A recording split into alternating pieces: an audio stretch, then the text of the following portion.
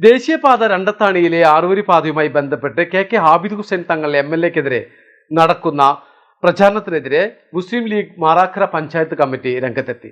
ജില്ലാ കളക്ടർ സ്ഥലം സന്ദർശിച്ച ദിവസം MLA-യുടെ ദൃശ്യങ്ങൾ പകർത്തി മോശമാക്കി പ്രചരണം നടത്തിയതിനു പിന്നിൽ രാഷ്ട്രീയ ലക്ഷ്യമാണുള്ളതെന്ന് നേതാക്കൾ ആരോപിച്ചു.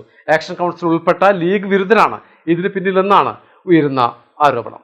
ദേശീയപാത വികസനത്തിന്റെ ഭാഗമായി രണ്ടത്താണിയിലെ ജനങ്ങൾ അനുഭവിക്കുന്ന പ്രശ്നങ്ങൾക്ക് പരിഹാരം കാണുന്നതിന് നിരന്തരമായ ഇടപെടലുകൾ നടത്തിയ ജനപ്രതിനിധിയാണ് MLA. രണ്ടത്താണിയിൽ അടിപ്പാത വേണമെന്ന് നിയമസഭയിലും അദ്ദേഹം അവതരിപ്പിച്ചിരുന്നു. 2023 ജനുവരിയിൽ NH ഉന്നത ഉദ്യോഗസ്ഥരെയും ഡെപ്യൂട്ടി കളക്ടറെയും രണ്ടത്താണി ടൗണിലെ സ്ഥലം സന്ദർശിപ്പിക്കുകയും ചെയ്തു. അണ്ടർപാസ് അല്ലെങ്കിൽ ബോക്സ് കൾവർട്ട് എന്നതിന്റെ ആവശ്യം ബോധ്യപ്പെടുത്തി. മുഖ്യമന്ത്രി, വകുപ്പ് മന്ത്രി എന്നിവരെ പലതവണ നേരിൽ കണ്ടു. സർവകക്ഷി സംഘത്തിന്റെ സാന്നിധ്യത്തിലും MLA ജനങ്ങൾ അനുഭവിക്കുന്ന പ്രയാസങ്ങൾ ബോധ്യപ്പെടുത്തിയിരുന്നു. ജില്ലാ വികസന സമിതി യോഗങ്ങളിലും പലതവണ പ്രശ്നങ്ങൾ ചൂണ്ടിക്കാണിച്ചു. എന്നാൽ ആക്ഷൻ കൗൺസിൽപ്പെട്ട ലീഗ് വിരുദ്ധരായ ചിലർ മുസ്ലിം ലീഗിനെയും ജനപ്രതികളെയും മോശമാക്കി ചിത്രീകരിക്കുകയാണ് ചെയ്തതെന്നാണ് നേതാക്കളുടെ ആരോപണം. കളക്ടർ സ്ഥലം സന്ദർശിച്ച ദിവസം MLA-യുടെ ദൃശ്യങ്ങൾ പകർത്തി മോശമാക്കി പ്രചരണം നടത്തിയതിന് പിന്നിൽ രാഷ്ട്രീയ ലക്ഷ്യമാണുള്ളതെന്ന് നിയോജക മണ്ഡലം പ്രസിഡന്റ് AP മൊയ്തീൻകുട്ടി ആരോപിച്ചു.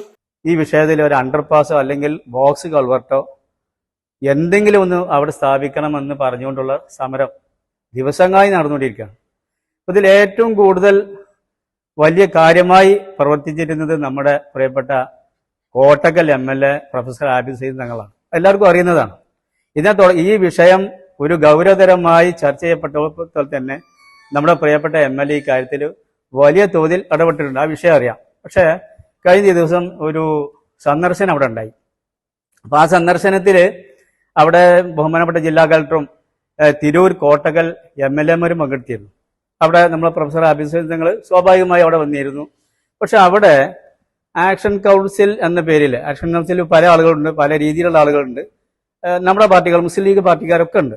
പക്ഷെ അവിടെ ചില ആളുകൾക്ക് അതൊരു രാഷ്ട്രീയ മുതലെടുപ്പാക്കി മാറ്റിയിട്ട് അവിടെ മിനിയാന്നത്തെ ആ ഒരു സന്ദർശന പരിപാടി MLA-യെ ടാർഗറ്റ് ചെയ്തുകൊണ്ടാണ് എന്ന് ഇപ്പൊ ബോധ്യപ്പെട്ടിരിക്കുകയാണ്.